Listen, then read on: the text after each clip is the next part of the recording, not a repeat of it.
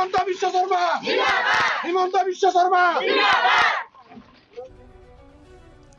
চন্দ্ৰমোহন পাটোৱাৰীৰ হৈ টিহু সমষ্টিৰ নিজ পকুৱাত মহিলাসকলে ঘৰে ঘৰে গৈ চলালে নিৰ্বাচনী প্ৰচাৰ হাতে হাতে প্লে কাৰ্ড লৈ নিৰ্বাচনী প্ৰচাৰ মহিলাৰ চন্দ্ৰমোহন পাটোৱাৰীৰ জয় নিশ্চিত ভোট দিবলৈ 9 তাৰিখলৈ অপেক্ষা কৰি থকা বুলি কয় ৰাইজে চন্দ্ৰমোহন পাটোৱাৰীৰ আনুষ্ঠানিকতা বাকি থকা বুলি কয় পকুৱা ৰাইজে হিন্দু মুছলমান মহিলা সকলোকে সমানে আঁচনি দিয়া বুলি মন্তব্য কৰে সংখ্যালঘু মহিলাই নাচি নাচি মহিলাৰ নিৰ্বাচনী প্ৰচাৰ চন্দ্ৰমোহন পাটোৱাৰীৰ সমষ্টিত 198 নং বুথত গাঁও পঞ্চায়তৰ সভানেত্ৰী নিৰ্মালী দাসৰ নেতৃত্বত বিজেপিৰ প্ৰাৰ্থী চন্দ্ৰমোহন পাটোৱাৰীৰ হৈ ঘৰে ঘৰে নিৰ্বাচনী প্ৰচাৰ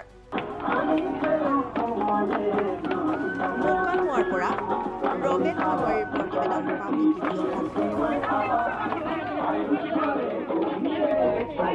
বিধানসভা সমষ্টিৰ 23 নং পানীগাঁৱত 190 নং বুথত আমি ঘৰে ঘৰে প্ৰচাৰ চলাইছোঁ চন্দ্ৰমোহন পাটোৱাৰী ডাঙৰীয়াৰ হৈ আমি পদুম ফুলৰ চিনত সকলোকে ভোটদান দি জয়যুক্ত বিপুল ভোটত জয়যুক্ত কৰিবৰ কাৰণে আমি ৰাইজক সকলোৱে সহযোগ কৰিছোঁ ৰাইজৰ লগত আমি ওলাই আহিছোঁ আজি সকলোৱে একেলগ লগ হৈ আমি প্ৰতিটো ঘৰে ঘৰে আমি গৈছোঁ আজি মহিলাসকলে আমাৰ অৰুণোদয় পাইছে গোটেই মহিলাখিনিয়ে অৰুণোদয় পাইছে উদ্যমিতা আঁচনি পাইছে মহিলাসকলে আমাৰ নিজে নিজে সবলীকৰণ হ'ব পাৰিছে যেনেকৈ চৰকাৰে আঁচনিসমূহ দিছে নিজে নিজে আমাৰ মহিলাসমূহ স্বাৱলম্বী হ'ব পাৰিছে সেইকাৰণে মহিলাসকলে মানে আমাৰ চন্দ্ৰমোহন পাটোৱাৰী ডাঙৰীয়াৰ হৈ ওলাই আহিছে বিজেপি চৰকাৰে পাৰিছে কেনেকুৱা ধৰণে আপোনালোকে ইয়াত সবলীকৰণ হৈছে মহিলাসকল উদ্যমিতাৰ জৰিয়তে সকলোৱে আমাৰ উদ্যমিতাৰ জৰিয়তে সবলীকৰণ হৈছে সকলো মহিলাই পাইছে আমাৰ উদ্যমিতা আঁচনি যথেষ্ট কৰিছে কাৰণ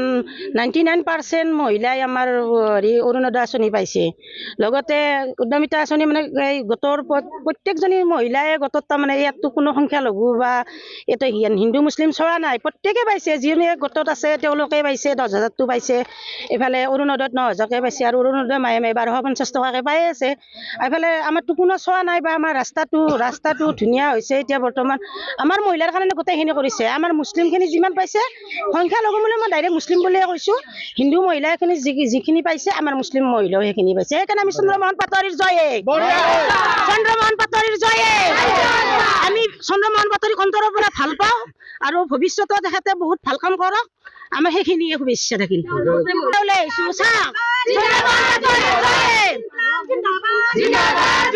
চন্দ্ৰমোহন পাটোৱাৰীৰ জয়ে চন্দ্ৰমোহন পাটোৱাৰীৰ জয়ে প্ৰথমে মই আপোনালোকক নিশ্চয় ধন্যবাদ জ্ঞাপন কৰিছোঁ আমাৰ ইয়াত মই বিশেষকৈ পকুৱাৰ কথা কওঁ আমাৰ ইয়াত পকুৱাৰ মহিলাখিনি স্বতঃস্ফূৰ্তভাৱে আমাৰ বিজেপি চৰকাৰৰ প্ৰতি আকৰ্ষিত হয় চব মহিলা পুৰুষ মহিলা সমানে ওলাই আহিছে উন্নয়নৰ ক্ষেত্ৰত মহিলা সবলীকৰণৰ ক্ষেত্ৰত আত্মসহায়ক গোটৰ আপোনাৰ যিখিনি আমাৰ 10,000 টকাকৈ প্ৰতিটো মহিলা যিবিলাক মহিলা আত্মসহায়ক গোটত জড়িত হৈ আছে তেখেতসকলে 10,000 টকাকৈ পায় সেই 10,000 টকা তেখেতসকলে মিছইউজ কৰা নাই তেখেতসকলে গৰু পালন হাঁহ পালন কুকুৰা পালন এইবিলাক কামত নিয়োজিত হৈছে তাৰোপৰি আমাৰ পকুৱাত আজিলৈকে আমি যদি হিচাপ কৰি চাওঁ মোটামুটি 90% পুৰুষ হিন্দু হওক মুছলিম মহিলাই হওক আমাৰ আঁচনিৰ পৰা অৰুণোদয় আঁচনি উপকৃত হৈছে আছাম ট্ৰিবুলেৰ আমাৰ পকুৱাত 7জন মহিলাই পুৰুষ মহিলাই দিছিল এইবাৰ আমাৰ বিশেষকৈ আমাৰ কেন্দ্ৰীয় এপ্লাই কৰা নাছিল সেই 7জনে গোটেইকেইজনে পাইছে এই ক্ষেত্ৰত মই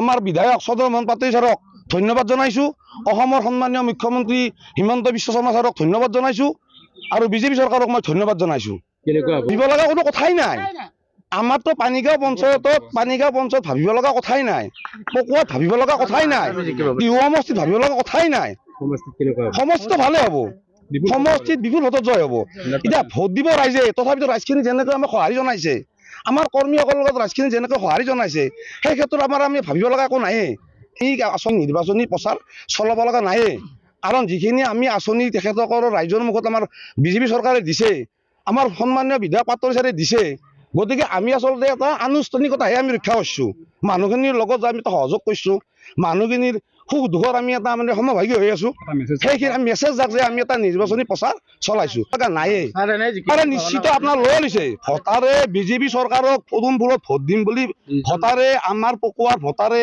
পানীগাঁৱৰ ভোটাৰে টিহু সমষ্টিৰ ভোটাৰে নিৰ্ণয় ডিচিজন লৈয়ে দিছে যে পদুম ফুলত ভোট মাৰিম। থাক বিৰোধী দুই এটা লাগেও চাক ৰাজনীতিৰ ক্ষেত্ৰত যদি বিৰোধী যদি নাইকিয়া হৈ যায় ৰাজনীতি কৰি মজা নাই।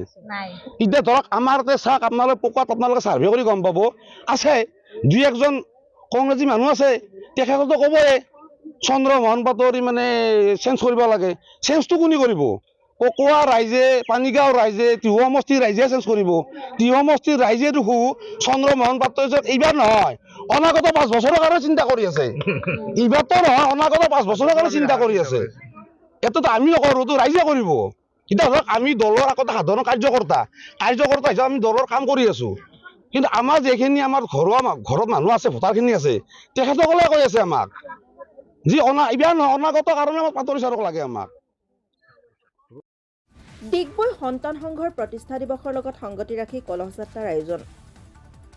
1962 চনত স্থাপিত হোৱা ডিগবৈ সন্তান সংঘৰ পূজা সমিতিয়ে 5 এপ্ৰিল 2026 তাৰিখে পুৱা 10 বজাত আয়োজন কৰা মা অভয়াশ্বৰীৰ প্ৰাণ প্ৰতিষ্ঠা দিৱস উদযাপনৰ লগত সংগতি ৰাখি 101টা কলহ লৈ কলহ যাত্ৰা আয়োজন কৰে। সন্তান সংঘৰ পৰা মিছনপাৰা শিৱবাৰীলৈকে এই যাত্ৰা কৰা হয়। প্ৰায় 2 শতাধিক ভক্তপ্ৰাণ ৰাইজ এই যাত্ৰাত অংশগ্ৰহণ কৰে। 6 এপ্ৰিল 2026 তাৰিখে সন্তান সংঘত প্ৰতিষ্ঠা দিৱসৰ মূল কাৰ্যসূচী উদযাপন কৰা হ'ব। সন্তান সংঘৰ পূজা সমিতিয়ে প্ৰতিষ্ঠা দিৱসত ডিগবৈবাসী ৰাইজৰ উপস্থিতি কামনা কৰিছে। ডিগবৈৰ পৰা নিতুমণি শইকীয়াৰ প্ৰতিবেদন, পাব্লিক টিভি অসম। প্ৰতি বছৰৰ দৰে এই বছৰো আমি সন্তান সংঘত প্ৰাণ প্ৰতিষ্ঠা উদযাপন কৰিব গৈছোঁ। সেই মৰ্মে আজি ৰাতিপুৱা 101টা কলহ লৈ আমি কলহ যাত্ৰা কৰি আজি পূজাৰ আৰম্ভণি হ'ল। গধূলিকৈ অধিবাস আছে। কালি ৰাতিপুৱাৰ পৰা মোটামুটি 8টা বজাৰ পৰা পূজা আৰম্ভ হ'ব। এই মৰ্মে আমি ডিগবৈবাসীৰ লগত অসমবাসী সকলো ৰাইজক নিমন্ত্ৰণ যাচিছোঁ। মই খাটাংকে ক'ব পাৰোঁ এইবাৰ হিমন্ত বিশ্ব শৰ্মা মুখ্যমন্ত্ৰী আৰু নহয় আৰু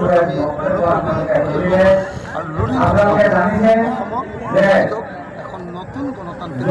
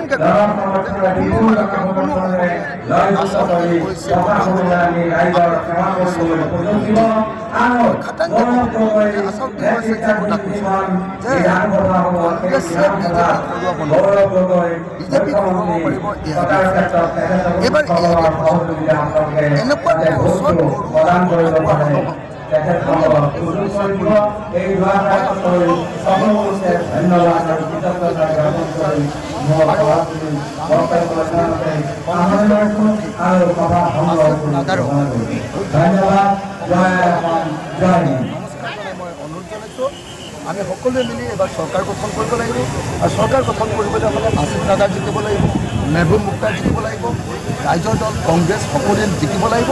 বিজেপিক হৰুৱাবৰ কাৰণে আমি একলগ হৈছোঁ।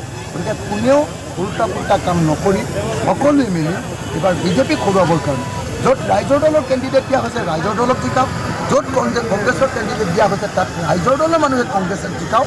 আমি সকলোৱে মিলি এইবাৰ বিজেপি